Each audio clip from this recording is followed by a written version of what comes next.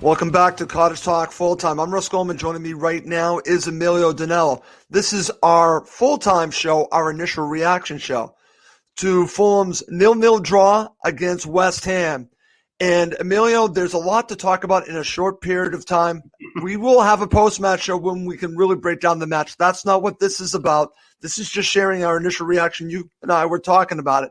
So just give me your initial thoughts on the draw and just the mood coming out of this match. And it's Angry Emilio once again. Yeah, I am angry tonight and angry with the fans. But before I sort of give my views, let me apologize in advance if I end up swearing a bit too often tonight. It's, at the end of the day, it's the swearing will be more towards certain fans who are friends and people I communicate with. I get actually very, very frustrated with the negativity that's coming from these supporters.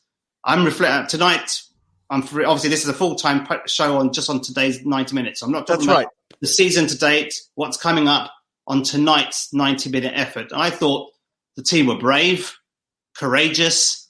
We didn't show respect to West Ham, which is what I asked for before. We took it to West Ham. I thought the team should be proud of themselves. Let's be honest. Over that 90-minute I totally agree with you. We should be proud, me and you. And again, the fans, you can feel the way that you do. I'm proud of this team because, again, it's not about effort, and we'll talk about this. It's about execution. That's what it's about. Exactly. And I thought overall, we tried. We improved 100% compared to Leicester City on Wednesday night.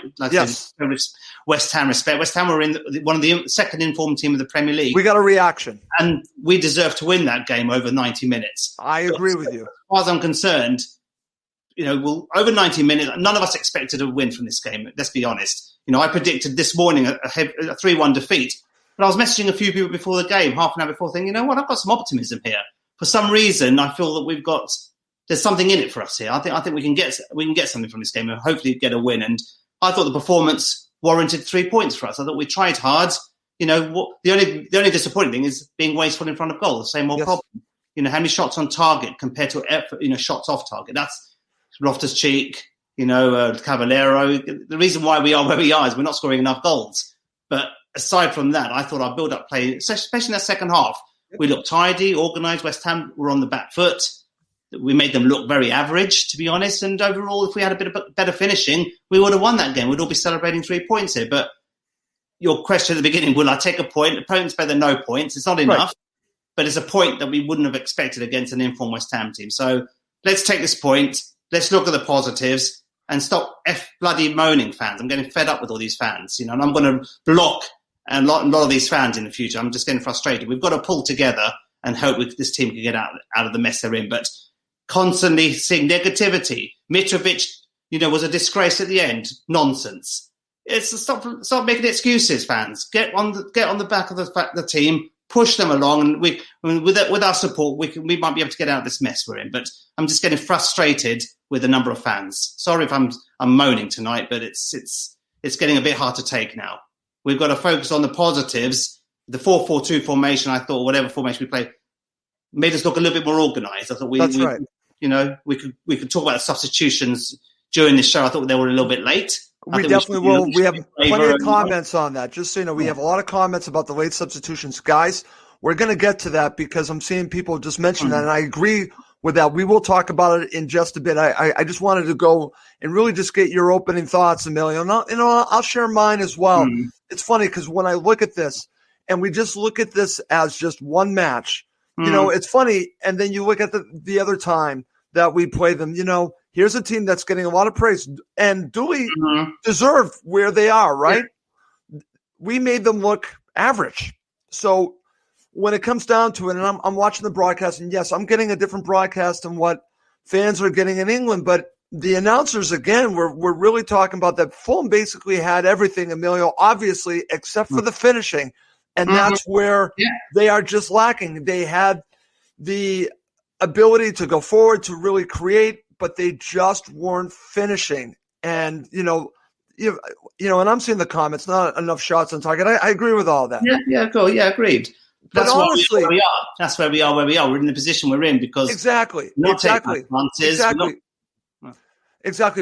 again, when we look at this match and you look at West Ham and ask yourself, you said this before. West Ham looked dangerous on set pieces, and they had a couple of opportunities in the first half. But really think about it. Who was the better side overall? Who looked more dangerous throughout the match? I would have to say Fulham, Amelia. Yeah, and I thought West Ham were obviously trying to play to their strengths. Their strengths from set pieces, from corners, even from what Cresswell. He's dangerous for those. Very dangerous. If we had an Aaron Cresswell instead of maybe Robinson or Kenny Tate, we would have scored a lot more goals. Again, contrasted, they're top four, we're bottom three. There's a reason for that. There is a reason. But like I said, we're not talking about the same old themes, why we are where we are. Over today's game, we've got some optimism. We can take some courage from this performance. Start to bake in the strikers into the game a little bit. I think just disappointed that they weren't phased in a little bit earlier. Maybe after 6 minutes, bring one of them on and maybe put a second one on with 10 minutes to go. To bring double substitution with 12 minutes to go, a little bit too conservative again. I thought that game was there to be won. And we're going to talk about that. And I think Scott Parker, you saw him on the touchline.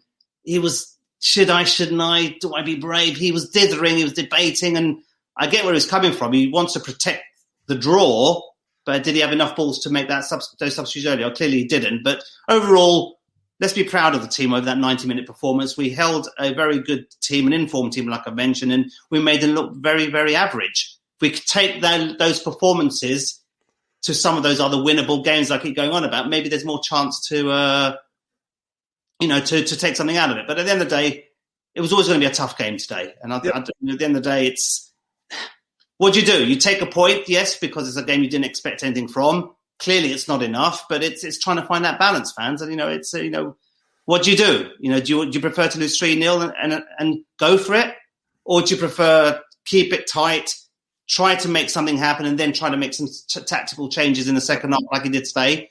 Maybe we could have won that game. So overall, I'm not disappointed, to be honest. Okay. I think for me, it's a point gained, but it's a point not enough.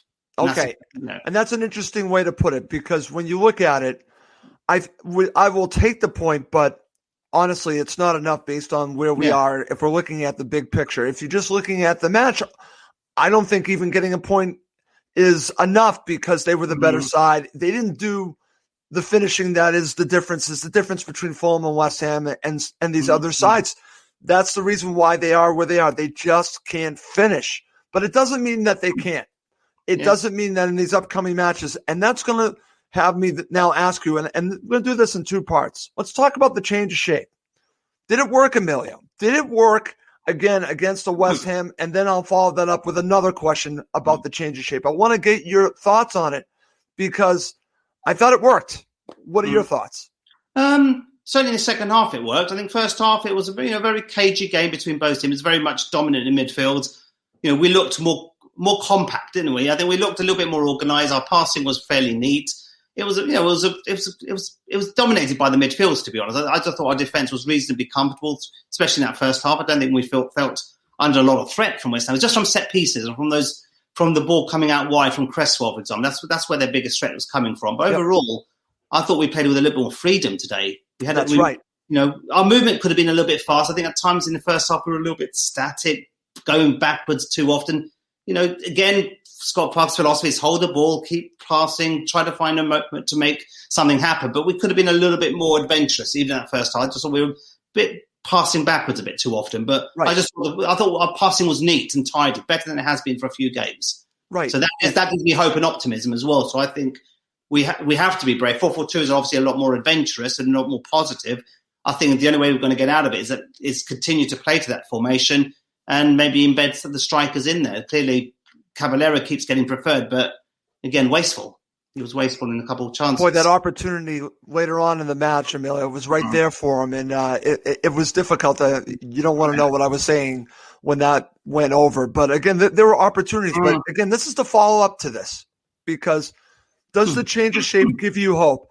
And my answer is it does give me hope, because, again, we are going to find ways to create. I think this allows us to create now. At halftime, the broadcast that I was listening to, there was a lot of criticism of the fullbacks not getting forward enough, Amelia. And I think you saw a change. I think Parker obviously said something to the team at halftime, because they were still with the same formation, but again, they were more adventurous. The passing was slick, And I want to say Robinson and Tet got forward a little bit more. The crossing wasn't good.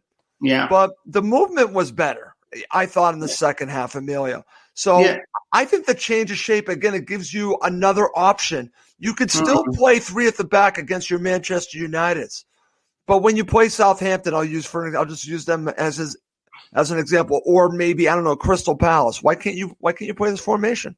Yeah, no, I think, Steve Turner asking a question, should we stick with the three at the back or try this new shape for a while? I think try the shape for a while. I think why not tonight against a very good team. Let's not beat around the bush. West Ham are a good team. They score a lot of goals, and we made them look average.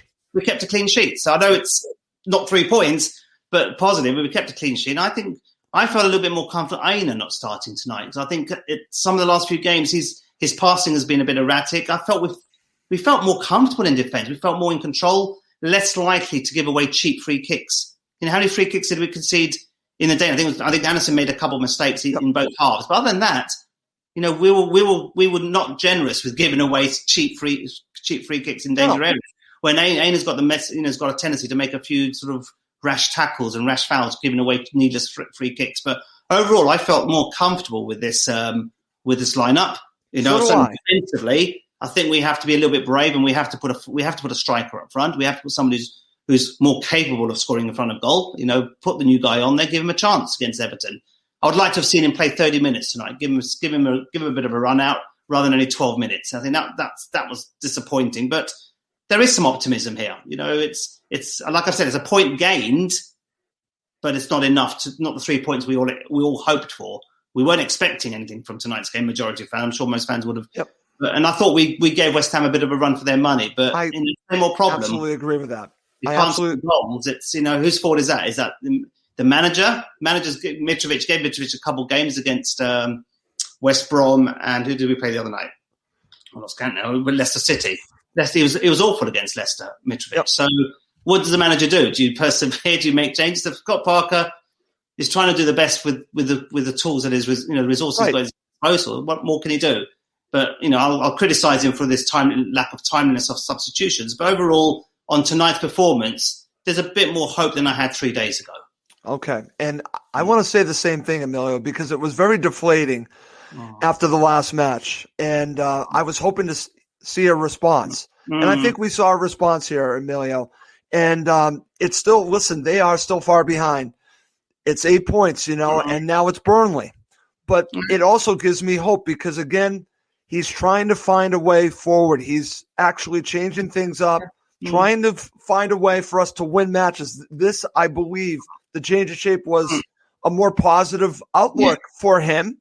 Yeah. And again, I have to give him credit for that.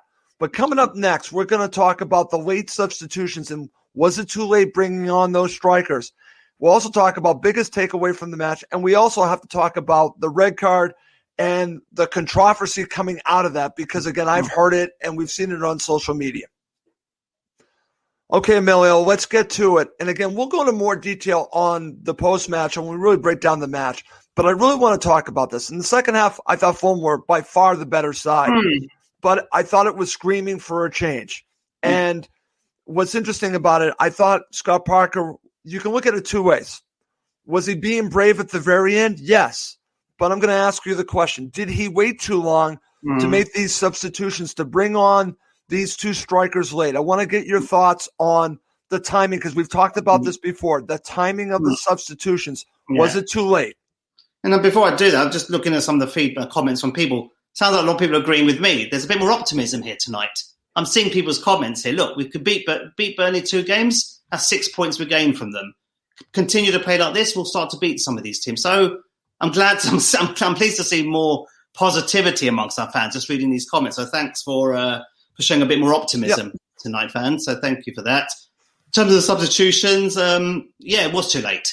I thought we were screaming for us on the hour. It was around the right time. Bobby Decordova-Reid, not really in the game tonight. I think he looked a bit of a passenger. Certainly the first time looked like a passenger.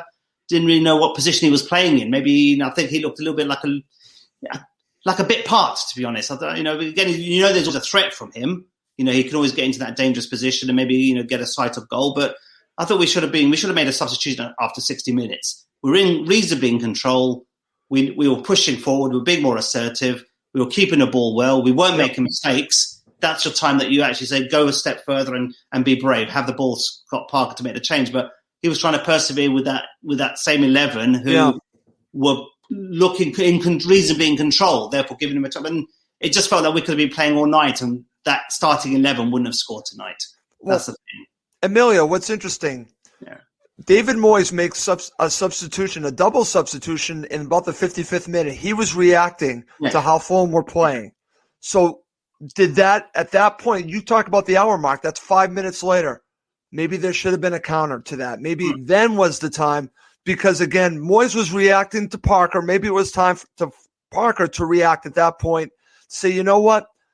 We're doing okay here, but we need to win. We need to take it to the next level. He waited, like you said. It was almost like trying to figure out, I want to make sure we get the point, but at some point I have to go for it. And I think he was riding it way too long. Yeah. He was hoping maybe we would have got the goal without doing it. That original 11, rather than make a tactical change to try to win the game outright. So that's all about having the balls, having courage and guts to make those changes. But overall, yes, timing sometimes could have been quicker. But when Mitrovic came on, I thought he did reasonably well, to be honest. I thought, there was a half chance he maybe should have hit the target, but it just went just wide of the post. Right. Again, he had some good layoff. He chested the ball down well.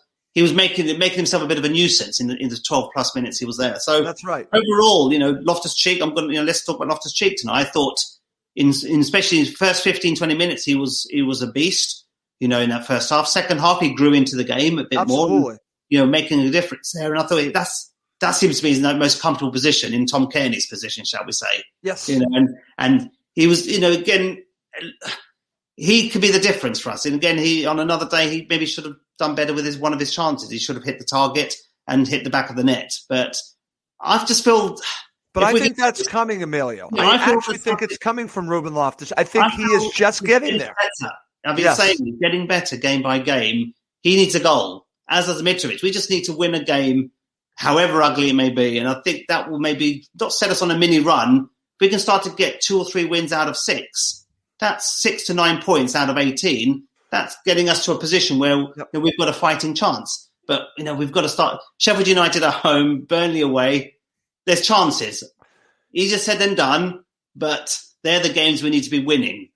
But the fact that we got a well-deserved point, could have been more tonight. I'm taking courage from that. I thought good team performance. It's all mine, Elliot. Bravery, good response compared to the game against Leicester City. You got a week now to rest, recharge, reboot, give Everton a run for their money next week. And who knows? I've saw a comment, if Newcastle can go to Everton and win, why can't we give them why can't we? Totally agree. And you know how I feel about these records. We don't play well at Goodison Park. I'm like, you know what? Throw that all out. And please, can we just throw that all out? I don't care about that anymore. Let's see what they can do. They should feel confident going there. Like you said, Newcastle went there. Why can't Fulham go there and get all 3 points? Yeah. Why not, Emilio? But listen, let's talk about this, because I want to get your man of the match in just a second. But before we do that, we have to talk about this, because I told you off air, it dominated the post-match that I was watching on NBC. All they wanted to talk about was the red card. That's all they wanted to talk about. Forget about the match. They wanted to talk about the red card and what it's going to mean for West Ham losing Souček for 3 matches. Okay? That's what the focus was on. Yeah.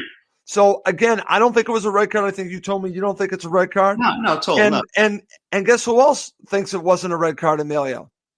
Alexander Mitrovic, by his reaction. Yeah, exactly. And as I'm not going to name names, but people who are listening now will know who I'm talking about. Mitrovic a disgrace? No, he wasn't a disgrace. He was elbowed. Elbow is one thing. Was he elbowed intentionally? No, he wasn't. And he actually told the referee, "No way is that a red card." He actually gave his own perspective. You saw that. You got your proof. So, VR shot the decision. It wasn't a red card, but you move on. But West Ham. Were you complaining 3 months ago when your goal against us was offside? No, you didn't. Nope. That was a fucking should have been disallowed, excuse my French. And the referee gave it. So sorry, these things even themselves out during the course of the season. So West Ham, tough luck. You didn't give up the goal 3 months ago when it was offside, and VAR didn't give it. So therefore, this is the payback time. Sorry, I know it's wrong, But these things have a habit of evening themselves out. We should have got at the London Stadium that 3 months ago, and we didn't because they scored an offside goal. This is what you get back. So sorry, I disagree with the red card. It's a joke. The referee was a joke, but Mitrovic is not a disgrace, as some of us fans have called out. So he was elbowed, but he wasn't elbowed intentionally. It was an accident. Right. But, that's let the powers that be decide. It didn't obviously change the outcome of the game. No, it had nothing to do with the outcome. No. But as far as I'm concerned, West Ham we had to suck up a defeat 3 months ago because of a goal that wasn't disallowed for offside. Sorry, West Ham. That's revenge. That's payback. What goes around comes around. That's the way I look at it, Emilio. They got a fortuitous situation going their way. Now this kind of comes back and it kind of evens itself off, I guess you could say. But, going back to a Fulham obviously deserves something from that first match. But again, it also shows something. And again, we'll talk about this because I'll share that when we get the biggest takeaway, what I've taken away from this. But before we do that, man of the match, we kind of already talked about Ruben Loftus-Cheek. So everyone watching live, who's your man of the match? Emilio, I think it's Ruben Loftus-Cheek. Who's your man of the match? Yeah, I thought, for me, it was Loftus-Cheek. I thought he looked strong. He looked hungry. He looked desired. He created some chances for himself. Unfortunately, if he managed to hit the back of the net, we'd all be celebrating 3 wins and he'd get his second goal for the club. But he had a good performance. And I'm going to also give Harrison Reed a bit of a call out. He played well. He played well. He worked hard, running up and down that pitch. Again, I thought the setup played into Harrison Reed's hand. I thought you saw Harrison Reed had a little bit of space in his own half. Yep. Just running around in circles, and it felt like he had a bit more control of that midfield. He wasn't running into other players. Lemina, I thought, had a good first half. There was a crucial. I think he got in the way of. Was it who was the West Ham strike tackle? Went for the cross, headed over. Lemina trapped him and put him on. Otherwise, that could have been a goal for West Ham. So I thought Lemina had a good first half. Overall, Loftus-Cheek man of the match. I thought Harrison Reed had a good match as well. Worked very hard, and hopefully he's not picked up an injury because he looked like he hurt himself when he attacked. I'm glad that you mentioned that because again he kept playing on, and my thought was it's brave to do that, but is he dealing with the repercussions of that, Emilio? Because when you see a player, and they talked about this on the broadcast, and his hand goes to the back like that, you're like, oh, that's not good. No. He was able to continue to play, but like you, I'm thinking, because he played really well, and you don't want to see him be out for any period of time because he kept playing. Yeah. So, but that's brave on his part because he was part of this side. He is a Fulham player, and he just continued to play. But I am concerned about that. I'm glad that you brought that up. But I do want to share because we got a bunch of comments on man of the match. I've got a ton. So it's hard to keep up with this. So thank you, everyone. I'm going to share some of this. Ben Lawrence, man of the match. Ruben Loftus-Cheek. And again, we got a good amount of those, Emilio. And I'm just going to go through some of these and just try to find some more. My friend Chris goes for Ruben Loftus-Cheek. I'm just going to rummage them off, my friend. Look at these. A lot of these are Ruben Loftus-Cheek. So that really tells you. Our friend Chris Davidson. My man of the match was Loftus-Cheek. Lookman was a close second. We really haven't talked about him. Your thoughts? Lookman, no. I thought Lookman, again, I'd like him to do what he was doing earlier in the season. Rather than sitting on the edge of the penalty area and cross or try to take those defenders on, get yourself into the box and try to make the West Ham players or any defence make a mistake. Yep. I just feel like sometimes he's trying to cross from outside the areas. I think he should take on their opposition defender and actually try to stretch them further. I think his quality of pass at times not good enough. He looked a bit better today, looked more industrious. I wouldn't give him my second behind Loftus-Cheek. I don't think he did enough for me. Yeah. I thought he got in some reasonably good positions, but could have been more assertive and maybe taken on some of their defenders a lot more. Just getting himself into the penalty area. Yeah. That's where you're dangerous, Lookman, not on the edge of the penalty area and trying to cross the ball into the box. That's what's letting us down. Our crossing into the box is not good enough. No, and that's causing a lot of problems, Emil. I'm glad that you mentioned that because if they had, like you said, if they had Cresswell's kind of crossing, I think Fulham win, and that just tells you the difference is that it's not just scoring the goals; it's also the opportunities created by our fullbacks. And listen, I really like Anthony Robinson. I think he's got a lot of potential. His crossing's not good enough. I thought Tete's crossing would be better than it's been because I've seen it in spurts. He just needs to be more consistent. But I want to go back. I want to talk about what you were already talking about with Harrison Reed. This is from Craig Marks. Reed, Ruben Loftus-Cheek, if he could have scored. Now, This is from our friend Mr. Gold. Reed, very controlled. We look so much better in midfield without Anguissa. That's very interesting. Anguissa comes on late. I don't know. What are your thoughts on that, Emilio? Let's one thing we haven't covered off properly in the last few games is why are these players the likes of Lookman and Anguissa not the players they were a month ago? Well, there's one word here, COVID. People have forgotten these players had COVID, and typically it'll be months before these individually. If someone catches COVID, it'll be months before you get back to the same levels as you were pre-COVID. Players are no different. Players are human beings, just like I am, just like Russ is. So let's not forget, Anguissa had a bad bout of COVID. That's why he's not the same player he is now than he was, say, 6 weeks ago. Same with Lookman. Lookman had caught COVID. Hasn't got that level of energy and a spark that he had 6 weeks ago. So let's be very clear. And let's not forget, COVID is a nasty virus. Yes, totally agree, Emilio. You're a football player, whether you're a nurse or whether you're any other occupation, you all suffer the same consequence. And we're seeing that. These players aren't good. But I disagree that we look better without Anguissa. I thought Anguissa was our top player up until mid-December. So until the outbreak, Emilio, honestly. The outbreak at Fulham. And here's something to think about, to ponder, because we're all watching the teams around us, and we're watching Newcastle all of a sudden win matches. They had an outbreak. Could that be – now they're seeing the other side of it because they're now starting to win, and they're starting to play a lot better. When Fulham played them the first time, they were just still coming off of that. I want to say just a couple weeks from that. So maybe there's something to this that we're not really giving enough thought on, is that none of us know really how much COVID is affecting the team.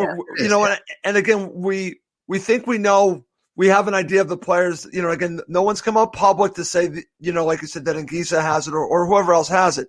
But we have a general idea based on what's going on. And honestly, if these players were dealing with COVID, it might take some time, like with Newcastle. I just want to throw that out there. Yeah, exactly. So for me, it's, we shouldn't lose sight of that. That's the reason why I'm not making excuses, but some of the players are underperforming now compared to where they were 6 weeks ago, because a lot of them are recovering from this nasty virus. So let's not forget that. Let's put that into perspective. Many fans are forgetting that, to be honest. Yep. Okay, my friend, before we wrap this up, because I want to give my biggest takeaway, but I want to go to you first. What's your biggest takeaway to come out of this match? I think change of formation. I think that's, for me, it's finally realizing we have to change something. It's all and well playing the system we have done up until the season. Yeah, we haven't lost typically many games against some, especially against the big teams, but draws aren't enough. So I think hopefully I can take some comfort from the fact that we've changed our formation. We had a very, Areola didn't have to make a save as far as I'm concerned. So that's all credit to the team as a whole. Our defensive unit looked very solid tonight. So we can take this positive performance into the next few games, and hopefully we can pick up some much needed victories. There are some games coming up where they are make or break. Let's away and Sheffield United at home. Those two games, they're the biggest 6 pointers of our season. We don't win those two games, then I think let's just pack up and go home. But you get 4 to 6 points from those games. Maybe there is still hope. So that's right. And I'm seeing a lot of the fans tonight seem a little bit more buoyant, more confident, more hopeful than they were 3 days ago. So just let's continue to show that positivity, belief, and if we play like we did against the best, top 4 team, then there's no reason why we can't go and play like that against some of the other teams and pick up some much needed victories. It's not over yet. No, still a long way to go. Let's be very clear.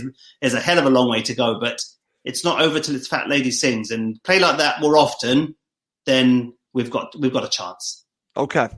My biggest takeaway is really looking at these two matches against West Ham, Emilio. Because if you look at West Ham last season, I believe they were 16th. They've made a nice move up the table. They are where they are right now for a reason. And full credit to them.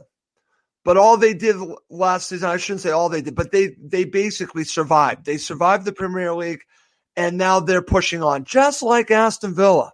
Look at Aston Villa. So my thoughts on Fulham, if you can play with a team like West Ham, go toe-to-toe with a team that's fifth in the table, you certainly can do that with anyone. And all you need to do is find a way to survive. And they should look at these two matches and think to ourselves, well, you know what? We have an opportunity here. Maybe we're starting to be more brave. Maybe we need to take it to another level. And maybe Parker's going to learn something from this. What didn't I do from this that could have turned a draw into a win? Maybe he'll, and again, I would, if Parker takes my calls, which he won't take my calls. I haven't tried, but I doubt he would take my call. My advice to him would be to, after the match, you evaluate the players, but you also look back at the strategy you had and have an honest assessment. Should you, ask yourself, should I have made the substitutions earlier? Because I thought that he was brave at the end, but maybe he needed to do that 10 minutes, 20 minutes before Emilio. So my whole thing on coming out of this is that if we can play even, again, we can argue about West Ham winning over the two matches even. They obviously have more points out of the two matches, but how different, how much better is West Ham than Fulham in these two matches? I would say they're even, Emilio. So that's what I take out of this, is that if we can be even with a team like West Ham, then we should be able to take that to these other teams. And I think that's going to be the trick. The trick is going to be, we can play the top teams very well, but we need to take that attitude when we play teams like you said, Sheffield United and Burnley, and say, you know what? They might not be the top teams. We need to take it to them. Yeah, we fought today. I thought we fought exactly. Hard. We fought today. We tried our best. The best wasn't quite enough. No, it just wasn't. It wasn't enough. And let's put ourselves into perspective. We're a bottom three team, and that's the reason we've done well as a bottom three team to take the game to West Ham, who are a bang on form, scoring goals to fun, and we held them to very few. What did they do? They hit the crossbar, and that was it. That's all they had. That's the only chance that they had the whole game. That's a credit to Fulham, the way we were set up and the way we fought. So I've got, at the end of the day, I felt we could get something out of the game just before that. For some reason, I had some renewed optimism. I was telling a lot of fans, and I wasn't disappointed, but maybe disappointed we didn't get the 3 points based on those chances we carved out. Maybe we should have just been a little bit more, clinical and go. But that's the story of our season, isn't it? It is, and that's what I kept hearing on the broadcast, is that Fulham are pleasing on the ice. I kept hearing this. They're pleasing on the ice. They just can't finish. That's the difference, and that's a huge difference because they need to finish. I'm just going to share this from our friend Chris, and then we're going to wrap this up, Emilio, our friend Chris in Spain, because I like this. Villa stayed up due to a dodgy goal line technology machine. Now look at them. We need some breaks like that. Chris, I agree with you 100%. We need some breaks, but you know what? Sometimes you have to make your own breaks, and they're not doing that right now. That's the difference. They're not making their own luck. I know that sounds weird to say. They need to make their own luck. Yeah, and again, it's like you could argue, again, the West Ham red card, it'll probably get rescinded anyway next week when it gets reviewed. But notwithstanding that, imagine that would have been us. The fact that it could have been us in a similar position. We would have got a red card. We would have suffered. Maybe, okay, it didn't affect the result of today's game. What I'm trying to get to is some of those decisions are going our way, hopefully. We need, to Chris's point, a few more of these decisions, potentially get a few penalty decisions. Who knows? Maybe we've had nothing but rotten luck all season. That luck has to change. I always firmly believe, you go through a bad patch, things will pick up. Burnley's have picked up a bit of mini That's form. right. You can see the other side of this. Why can't we? We've got 17 games. And that's my point, Emilio. Why we can do it? Why can't we? And it's fun. And it's funny. I always bring this up, and I'm going to bring it up.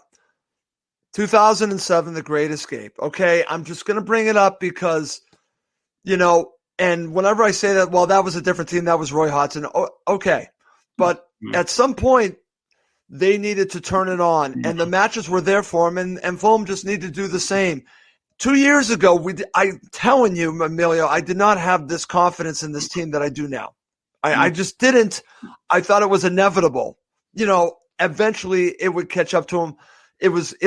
They were going to get relegated. I don't feel that way this time. I absolutely don't, because I think we have the team to stay in this division. Now they need, as Chris said, have a little luck on their side, and then they need to take it from there, score some goals. Like you said, get a red card situation, get a penalty, that goes their way instead of going in reverse. West Ham should have had a goal 3 months ago. It should have been offside. Right. It stood. Yeah. You got the red card. David Moyes, stop complaining. You didn't complain when you nicked a win 3 months ago, did you? So these things even themselves out. I firmly believe that. Things, sometimes they go your way, sometimes they don't. But, I agree with running out of games, Chris, but it's take that form to the next few games and we may have a chance. If we played like we did against Burnley in the Cup, against Leicester the other night, then clearly we're not going to stay in this division. Right. So just play more frequently like we did tonight. Right. And there's some hope, there's optimism there. Right. It's difficult. It's going to be a difficult task, but it's not out of the impossible to do it. That's right. Right. And Emilio, and again, I just want to say this and then we'll end the show. I feel, again, that people have been a little critical, some have, of my positivity, that I need to be more realistic. Well, I think the club actually backed why I feel the way I do. Do I feel that, obviously, that they're not doing enough for wins? Yes, but I think that, and I'll keep saying it, I believe in this team. I feel differently than I did 2 seasons ago. I'm not changing my thoughts on this. I truly believe Fulham can stay in this division. And I still have hope. And that hope's not going. And if you want to say I'm not being realistic, I disagree with you, because I have history on my side as well. I have the Great Escape. I have Leicester City. There are other teams that have done this. There is precedent for this. There's absolutely precedent for this. So don't tell me that they can't do it, because I think that they can. And I think that they will. So I'm going to end there. All right. Emilio, great show, but we do have to wrap this up. For Emilio Danello, I'm Russ. One thing. Let me just apologise for my swearing tonight as well, but it was not towards the performance, it's towards the fans. I'm fed up with this. So some fans will get blocked from me in coming week. You might be relieved to do that, but I can't tolerate all this negativity. I want everyone to join on this journey. And like I said, I'm always grounded. If we do well, I'll give plaudits. If we do poorly, I'll criticise. But this performance tonight, I'm glad to see we've got a lot more confidence and positivity amongst us. That's right. At the end of the day, I felt I had a right to it's wrong to swear on there. It's okay, Emilio. It's okay. I'm just frustrated with certain people. Yeah, I understand, Emilio. And listen, it's hard because we're passionate. We're all Fulham supporters. We might not always agree on Fulham, but in the end, we're all supporting the same club. Yeah. So, and that's the way I look at it. And Emilio, you're passionate, and all of our fans are passionate. I'm just saying, and this is just me saying it, and then we'll wrap this up. Let's just get behind this club. Yeah. And let's just support them. We'll support them in the Premier League. We'll support them in the Championship.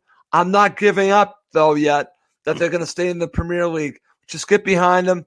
If you're upset over a loss, you can be upset over a loss. But you know what? There's still hope there, and I'm not giving up hope. All right. Well, that's going to do it for this episode of Cottage Talk. For Emilio Danello, I'm Russ Coleman. Thank you as always for watching and listening to Cottage Talk.